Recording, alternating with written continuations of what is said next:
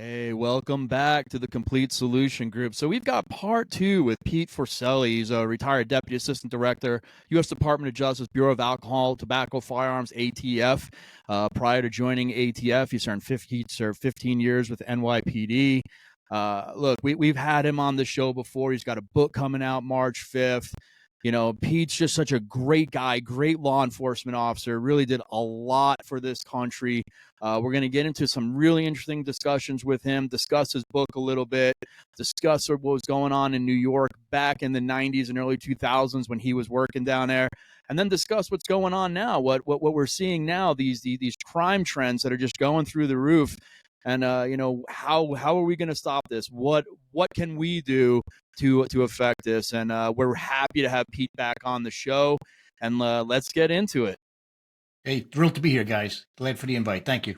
Thank Hey you. Pete, like I said, like Fab hit all great points, and like today, we were just talking about like all these parallels that's going on in the country now that happened, 31 years ago, and I'll say it out there. I was a senior in high school when the World Trade Center, the first bombing happened in '93, and being an officer down in New York City, and especially now in New York City today, you see there's just so much chaos going on and I just see so many parallels of like these red flags are going on. What was your take as an officer at that early 1993 bombing when you were an officer down there?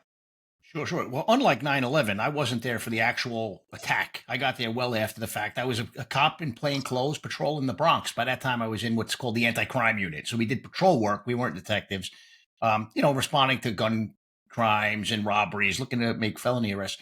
But we made our way down there because it was an all hands on deck sort of situation. And look, the reality is no one saw it coming. No one saw the attack in 93 coming. We saw it was basically a vehicle borne IED that was driven into the parking garage down there. It detonated. Luckily, the buildings didn't come down. That was their intent. Several people died. Many people were injured. And back then, it kind of woke us up, although not enough because 9/11 happened, to the threat of terrorism. So when you look at what's going on now in New York City and in other major cities, and you look what's happening at the border, it's to me incredibly concerning because I mean, look, you say never forget. I love to hear the politicians never forget. They'll show up at 9/11 to when they have the annual ceremony to remember the fallen with their hashtag 9/11 and their talking points, and then in their actions you see them do the exact opposite. And this isn't a Democrat thing, a Republican thing. It's both sides. This is not a red problem, a blue problem. This is a red, white, and blue problem. And if we don't get our hands around this and people start cooperating, we're going to see some bad stuff happening. And it's terrorism, but it's also violent crime. We can't miss that equation either. This is incredibly troubling to me as someone who spent 35 years in law enforcement, both local and federal. And Pete, you said something earlier when we were talking about, and I think Fox had an article talking about these Venezuelan migrants are now teaming up with these MS-13 gang members to cause more chaos. And now just seeing what's going on at the border, and Fab and I were down there last year a couple times, and they're just coming in droves. I mean, it's massive amount. But now you have these Venezuelans meeting up with these MS-13 gang members, and like I said, it's now you have chaos is going to meet mayhem, and all the people in these, like you just said, major metropolitan cities are going to be impacted by this. Oh, it's horrific. And look, let's go to 9/11. 19 people did some horrific things with intent and incredible planning. They came from overseas. They were terrorists. Let's call them what they were. And look, what 2,977 people perished. A lot more have died since then of 9/11 related illnesses. I mean, I lost 6 very good friends who were cops on 9/11 and a fireman who was a cop that became a fireman. So 7 close friends on that day. I've lost more than 3 times that many friends since then to 9/11 related illnesses. Right, but let's take that and put that aside, because do I think when you have these record numbers of people that are on known terror watch lists crossing into our border that we know of, do I think that that's a huge threat? And as Christopher Wray just kind of intimated in his recent statements in front of Congress, absolutely, right? But let's look at the criminal element. Like when I was in New York when I was in the homicide squad and later as an ATF agent, I specialized in conducting home invasion robbery investigations because a lot of times people would turn up in dead end apartments and they were the result of home invasion robbery. So our plan was to go after the home invaders. A lot of them were people from ethnic groups going after people from within their own ethnic groups. So a lot of it, the majority of the ones I saw were Dominican kids going after other Dominican drug dealers, but sometimes there'd be some overlap. Well, what you have here with MS-13 and what you have with this new group coming in from Venezuela, which is part of a very violent prison gang, somewhat already affiliated with MS-13 in South and Central America, this is terrifying because, look, what I learned with these groups is they specifically look out for people who were involved in areas where they can go after property and steal it. Very often they go after proceeds of illicit activity like drug money, money coming out of insurance fraud or whatever, because they don't believe that those will be reported. That's the more organized groups. What you have with this group coming out of Venezuela is they're going after folks who are carrying cell phones. That's all of us, right? Because they can have access to the Apple Pay. Then they take the phone, they wipe it, they send it down, sell it for profit in Colombia and elsewhere. This is the group that doesn't necessarily only go after the drug dealers like most of the folks that I investigated.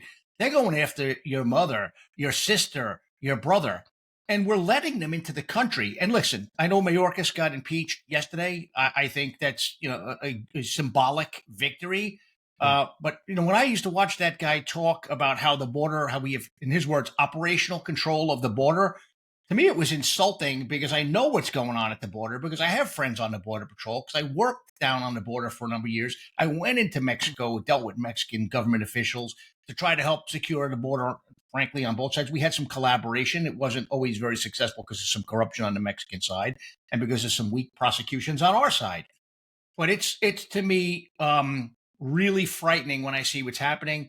And when I see just the lack of initiative on our side and all of this idealism and stuff where people aren't doing what proved to work in the past, I just scratch my head and say, like going back to never forget, we have clearly forgotten. And until we get our act together, our civilian population, many people are in harm's way because we have violent people among us and you don't know who they are until they're right up in your face sometimes, robbing you or perhaps worse. It's terrifying. Yeah, and there's a huge driver right now in South America when you have, this president now in El Salvador who's really trying to secure the environment down there, and he's been, really aggressive against MS-13. So their operating environment in El Salvador has changed. So you've got them now fleeing to the United States to continue their criminal enterprise.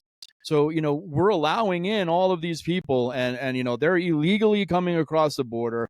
We're minimally vetting them, allowing them to come into these communities. And as you've seen, I just read an article this morning out of the Post out of New York that one of the young men that beat up one of the police officers the other day has been arrested again on another charge. So, this is a criminal element that we've let into the United States. When you've let 10 million people into the U.S., you have to know that there's going to be a segment of that population that's come here for criminal purpose. Okay. And if it's 1% of that 10 million, that's still a huge number of people that are coming over that are part of this criminal element. So like you said earlier, 19 people were able to do what they did to, our Twin Towers. What are 100,000 criminals going to do?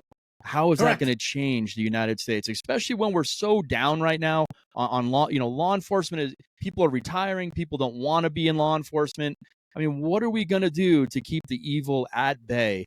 And I know you saw a lot of that, through your career. You saw what New York was, what New York went to when we had secured New York. I was working down in downtown Manhattan during that time. I had just become a federal agent in 96. I worked 96 through 98 in Manhattan. And look, it was pretty secure and pretty good during that time. And then now we're getting into what New York is now, and it's a mess. It's a mess. Can you talk about that on how much it's changed? Oh, yeah. No, listen, first thing I'll say is, look, we are a nation of immigrants. And I love it when they use that talking point. Look, that's a true talking point. But what that was then and what it is now is completely different. My grandparents came here. They sat on Ellis Island until it was determined that they weren't criminals and that they didn't have leprosy or TB or anything like that. They didn't just walk in and make themselves at home. And the other thing is they weren't throwing all kinds of things to make themselves comfortable when they got here. They stayed with family till they got jobs and they worked themselves into the community. Then eventually they moved out of what back in those days were the melting pots, like the ghettos. There was a progression. It wasn't just, hey, welcome in and do whatever you want to do. But Look, I started with the NYPD in the mid '80s, where crack had just hit the streets. It was violent. I mean, New York City used to have upwards of 1,800 homicides a year. That's in one city. Bronx County, which is where I spent most of my career, by like 1996, was averaging 600 murders a year. Right? It Right. was a bad place. It was a violent place. You couldn't go to Times Square unless you didn't mind being approached by a drug dealer or someone who was trying to drag you into a sex shop, right? So then Bill Bratton came in at the behest of Rudy Giuliani. And look, I'm going to be honest, my opinion of Rudy Giuliani is a little bit different than some folks because Giuliani was a mayor who came in, he was a law and order guy, but he kind of took advantage of the cops too, like no raises, you're going to work a little bit harder. We used to have T-shirts that said "No zeros for heroes" because our contract was 0, 0, 0, 2, and 3. So a 5% raise over 5 years. We weren't keeping up with inflation. A lot of cops were pissed off about that, myself included. I was raising kids, I was raising a family. But if you committed a crime in New York, whether it be squeegee guy, whether we were jumping turnstiles, you went to jail, right? Or you were going to get a summons and brought in and fingerprinted and see if you were wanted for something else. Yeah. There was consequence for bad action, right? So crime went down. Those 600 murders a year that happened in the Bronx as a result of putting people in jail, sometimes federal prison, went down to 200. And that was over the course of like 3 or 4 years. So that's 400 kids, primarily kids of color, that got to live their life, maybe become a doctor, maybe become an attorney, maybe work at a convenience store, whatever. They got to live. Now they've abandoned that. You have these woke DAs like Alan Bragg, who's an embarrassment to the city of New York. You have crime out of control. You have these scooter gangs, going back to the folks we were just talking about. But aside from that, even in some of the neighborhoods where when I was a cop, I remember even going back to when I walked the beat, you would see young kids in the morning coming out of their apartment, getting on a school bus. You would see them in the afternoon, getting out of the school bus, going home. And then if you saw them again, with some exceptions, it was looking out of the windows. They wanted to be outside playing, right? Being in the parks, because they were parks. They couldn't because the parks were full of spent shells, crack vials, hypodermic needles. So parents, good parents, basically, and those kids were prisoners of their own apartments. That's coming back. And to me, that's heartbreaking because all the ground that we gained and all the blood that was spilled gaining it has been discounted. You know, look, this mayor, former cop, and that's arguable. The guy never did anything as a cop. And the DAs in some of the counties, to include the Bronx, they've wiped their ass with public safety. And it's heartbreaking because the people who are suffering the most are the people of color. But then you have some folks, you know, the elitists that for some reason think this is a good thing because we don't want to incarcerate our way out of this problem. Well, look, the reality is a very small number of people are the problem. You know what I mean? A very small percentage of criminals are the violent criminals that are out there doing things causing harm to others. And until you're willing to put them in jail and for them to fear law enforcement, things will not get better. They're only going to get worse. But the other thing, and I won't go on and on, is look, maintaining order is not always a pretty thing. Use of force isn't pretty. Even necessary use of force, which is what officers should be using, minimal necessary, it looks ugly, right? But at some point when it's time to restore order, as opposed to having maintained it, it's going to be far uglier and far bloodier than if they just would have let the police do their job over the past couple of years. So, I mean, this is a problem that's a national problem.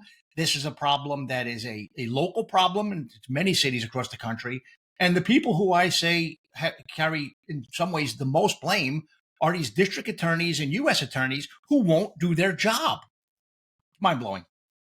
It is for sure. Hey Pete, let's talk about your book since the book's coming out March 5th, and we really want to get the audience to really buy into this book, read the book. It's a great read. So it's called The Deadly Path, written by you, and basically a lot about Fast and Furious. But what else can people expect to see in this book? Well, look, Fast and Furious, a lot of folks think that Fast and Furious came from the White House down. It didn't. Now, did the White House take advantage of some things that happened there to try to move some needles? For example, the implementation of Demand Letter 3, which means that you have to fill out a form, multiple sale form for rifle purchases, which didn't exist before Fast and Furious. So, yeah, what's the old saying? Never let a good scandal go to waste.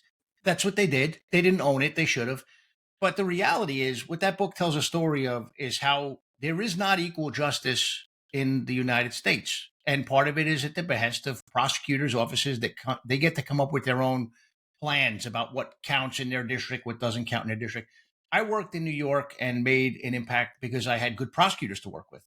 Right? We had an impact. We put people away for a long time who were robbing, killing, shooting, selling drugs. They were gangbangers. They weren't people who we were just randomly picking up. These weren't like some random ne'er-do-wells that we were putting in prison. These were some violent folks. When I got out to Arizona, all the techniques that we used in New York were kind of taboo. And when you really look at it, it was because the prosecutors didn't want to have the full plate, so it was easier to say no, take it to the county, or just decline it outright than to do their job. So the end result was some really bad people who were supplying guns to the cartels continued to be able to supply guns to the cartels. So I bring up some specific cases where we had folks dead to rights for smuggling guns in cases, again, to the cartel, where bodies were piling up and we couldn't get buy-in from the U.S. Attorney's Office. In my 20 plus years with ATF, I only saw one corrupt FFL. Most gun dealers are good citizens, called us, and you'll see. 90% of our cases came from tips from the industry. Right now, you have the Mexicans suing the industry, which blows my mind. When you have the U.S. Attorney's Office in many different places, not just Arizona. Arizona may have been the worst, not doing their job and allowing this flood of guns to go south.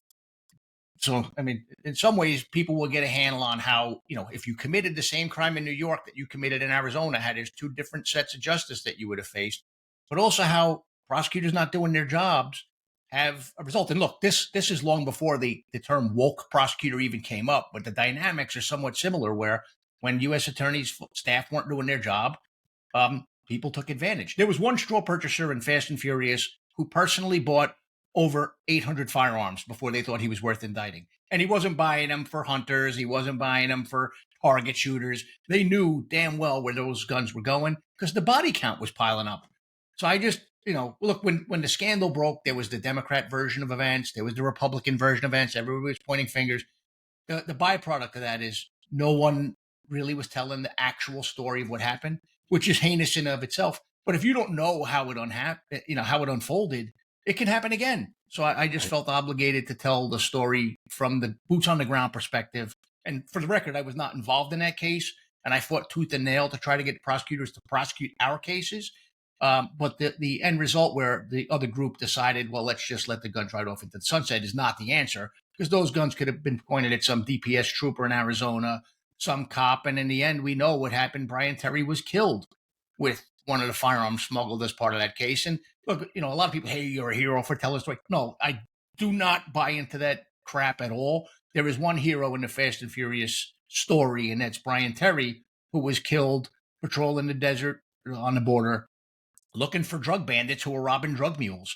He's a hero. And his family, look, they never got answers. I've been in touch with them. In fact, the first batch of books that I got, I cracked open 3, signed them, and sent them to Brian's brother and 2 sisters, because one of the most appalling things to me is that no one ever just told them what happened. And think about that. Here's a guy who was a Marine. He became a Border Patrol agent, died heroically.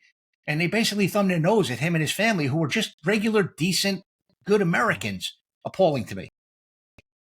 Hey, Well, we Pete, appreciate you writing a book for sure. Thank you. Thank Yeah, you. Pete, I was just curious, having worked down there in the border and having, getting some alien smuggling cases and talking to those AUSAs, what was what was their rationale for not accepting it? Because I remember you saying something, how they had a person who was constructing hand grenades and they let that guy go. So I was just curious, like when you're talking to these attorneys, what was what was their rationale saying that's not enough? Because it makes you wonder, if prosecuting a person with hand grenades is not enough, it makes you wonder what is enough that has their attention. Did they ever give you any sort of insight of why prosecuting guns wasn't on their list of things to do? John, I've had like over a dozen years to think about why. And, when I really boil it down, the only thing I could think of is that it was an institutional arrogance and a absolute institutional laziness. Because look, the cases we were bringing them involved, a lot of them involved, like I said, people getting killed with guns on the other side of the border that we would find out after the fact, because look, straw purchasing is an act of deception. right? So when someone would go into the dealer and showed some of those signs of, this doesn't look legit, we would get the phone calls. But sometimes these guys were good and they would get out the door with the gun. We wouldn't know about it till the gun would turn up in Mexico or somewhere else, California, you name it. So we would start working backwards and put the puzzle pieces together. And we would get the confession from the straw purchaser. We had the form they filled out, which is the lie. We hear about the form with the Hunter Biden case that's going on, right? Those are easy cases to make. We have the form in hand. The person lied on the form. He admitted to lying on the form. The dealer is cooperative.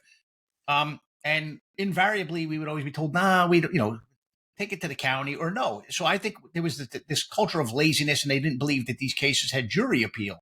The problem is their inaction was causing carnage on the other side of the border. Well, you bring up the grenade case. That guy, we didn't know originally if he was making grenades. Was he making trinkets? Was he selling them as, inert grenades at flea markets? We didn't know. As the investigation went on, we believed that he was bringing them into Mexico.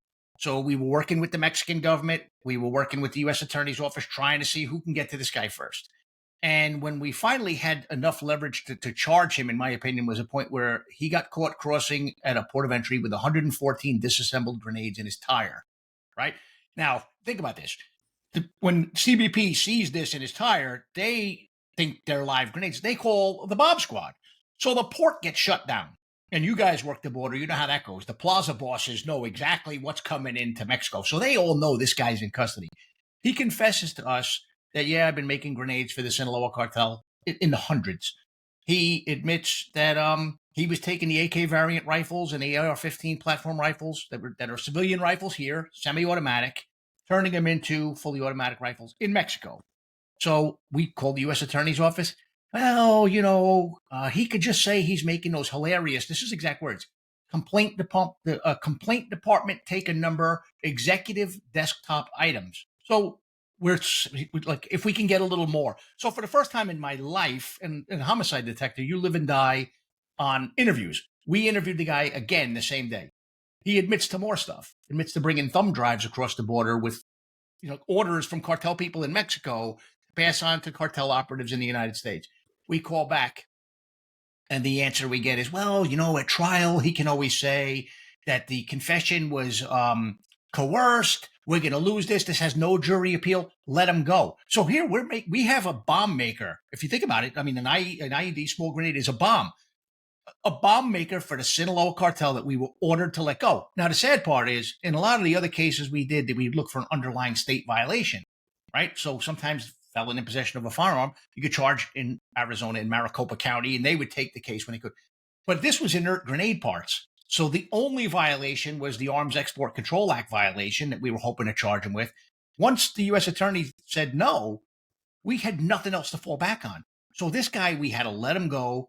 And then we worked the case still, begging them to continue to try to prosecute him. We even took the case to Southern District of New York, which was working a case on the Sinaloa cartel, and see if we can get even a thread of venue, and they would have gladly taken it.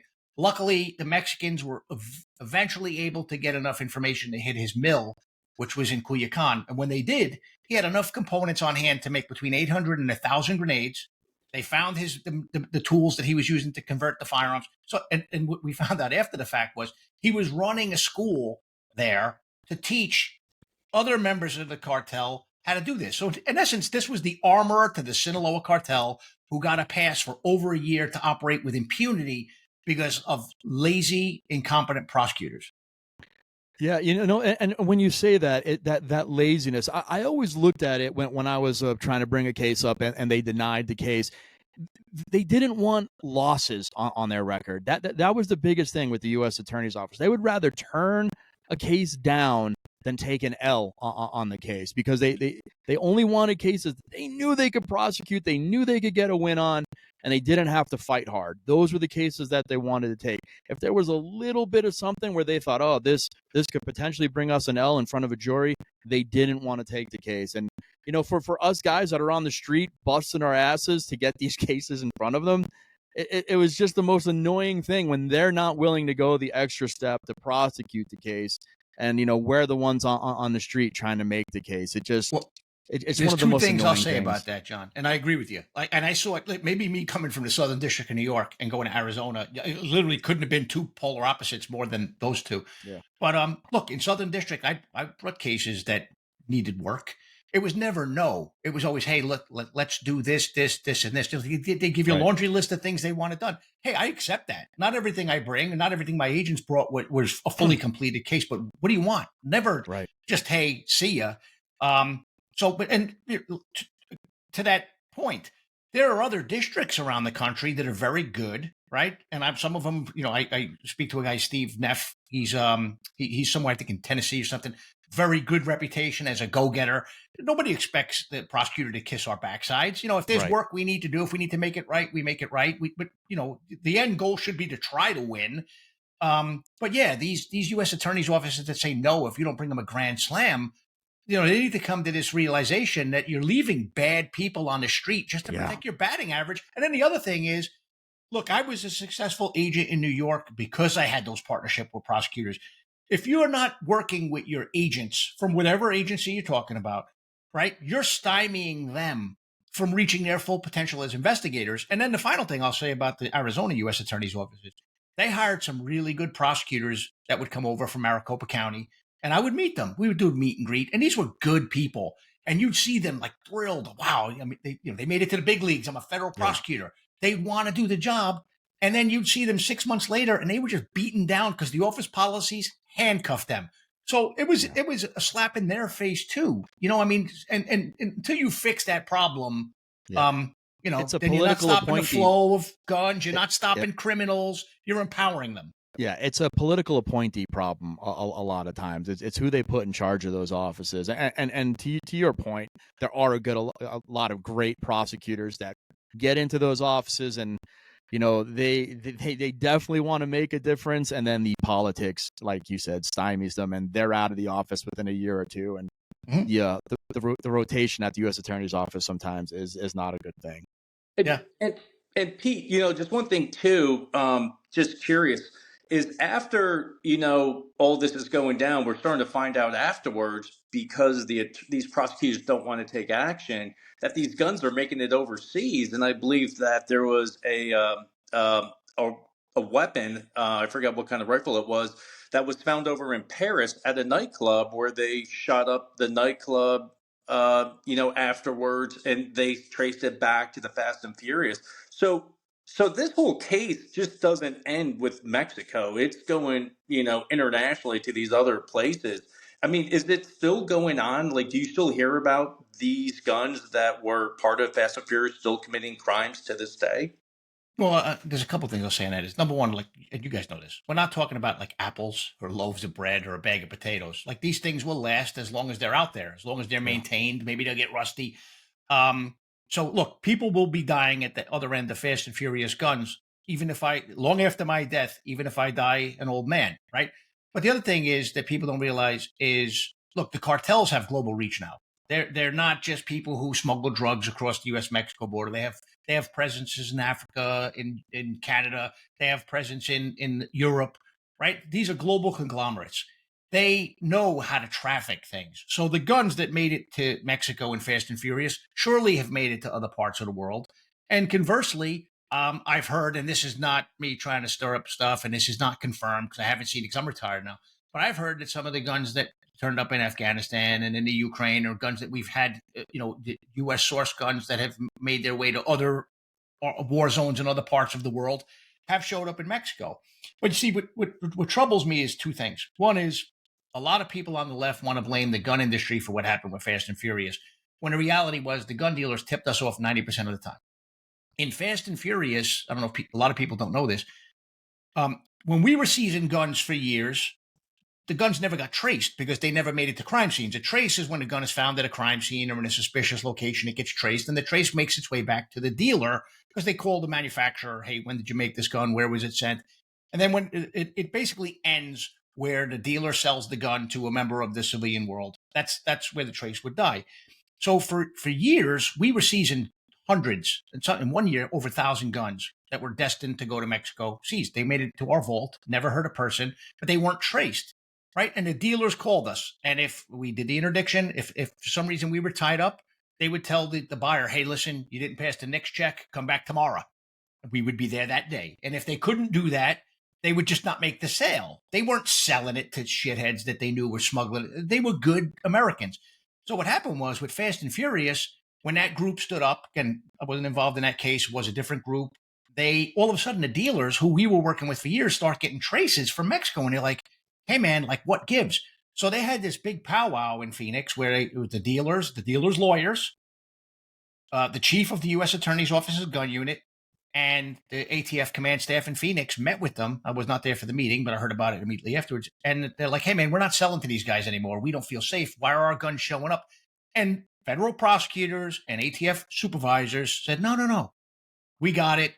We're doing things differently. Just keep selling." So these dealers thinking they're doing the right thing, being told by DOJ attorneys and being told by ATF executives thinking they're doing the right thing as good Americans, are now being sued by the government of Mexico because the guns made it into Mexico. That is an absolute betrayal because these were people who, without fail, called us and cooperated with us. In my entire time with ATF, I saw one dirty FFL who was selling. He was literally filling out the forms, by the way. Other people would come pick up the guns. He knew they were going to Mexico. In his post Miranda statement, he goes, "Yeah, about 1,000 of my guns made it to Mexico. Who cares?" Right? Because they were Mexicans. To him, they weren't human beings, which is appalling. U.S. Attorney's Office declined that case 3 times, twice verbally, and then once in like a lengthy, like I think it was like roughly 21-page declination letter. So I mean, people want to scream about we need more gun laws. They don't enforce what we have in many parts of this country. And now you have Mexico suing the gun industry for really, and I hate to say this because I'm a very proud, patriotic American, and I'm a proud ATF agent, proud law enforcement, and they fucked up with that case, pardon my language. But the reality is, don't blame the industry for the failures of the government, because I don't know that we would ever be able to fully stop the flow of guns into Mexico. But if you started prosecuting people, there would be a deterrent and you wouldn't have the same numbers going down. And then the other thing is, look, a lot of the guns that are turning up in Mexico are coming from thefts from Mexican military and police units, and they're coming from Central and South America too. So blaming our gun industry for stuff that's not their fault is unconscionable, but they're doing it. And I believe they have the help of certain anti-gun activists and the gun lobby, the anti-gun lobby here in the U.S. So it's I don't know. It's frustrating. No, absolutely. I agree with you on that. And, we want to just thank you for your time. Again, the book, The Deadly Path, coming out March 5th, right? Is that the date when you can purchase? So Pete, what's the best way right now to get on a list to purchase this book? So people can maybe start getting on Amazon, go to your website. What's the best way? Yeah, look, it's going to be on the shelves March 5th, and it's going to be, hopefully all bookstores. I know like Barnes and Noble's ordered it, Books A Million. It's available for pre-order now on Amazon, so you can order it now and it'll get shipped to you on March 5th. And then I have a website, which I never thought I'd have a website, but I do now. It's www.peterjforcelli.com. No dots. It's literally Peter J. Forcelli with no breaks. For folks that might want a signed copy, it's not as fast as Amazon. I'm not as resourceful as Jeff Bezos. So yeah, but look, like I said, I hope it tells a story and folks realize what happened there, so that it doesn't happen again. And look, the other thing is, I occasionally I would get approached by agents from other parts of the country who weren't in Phoenix and weren't there, and they would even ask like, "Hey, what happened with that case?" And I was shocked that they didn't know. But with it's like Fight Club. You don't talk about Fight. Well, they didn't talk about Fast and Furious. And we even recommended towards the end when I was the head of training at ATF, like, why don't we do a little things to talk about, like an after action report, like a little training, so that this doesn't happen again. And we would be told, no, we don't talk about that. So I want agents coming into ATF to know. I want agents who are in other parts of the country to know, and other law enforcement who, might not know what happened there to find out what happened. Awesome. Yeah. We thank you again. We thank you for your service. We're happy that we became friends with you, over the last couple of months. Thank you for coming on our show twice now. And God bless Pete, and I hope the book does great. Thanks. Yeah, Pete, thanks again. And just so you know, I did order my pre-order on Amazon, so it's coming in. I'm looking forward to it. But again, Pete, thanks again for the time. Thanks for the information, and for everyone who's listening to this podcast. Go to Amazon, go to Pete's site, read the book. All this stuff is starting to make sense now. I mean, even though this happened 13 years ago, it's still more relevant today than it has been than ever.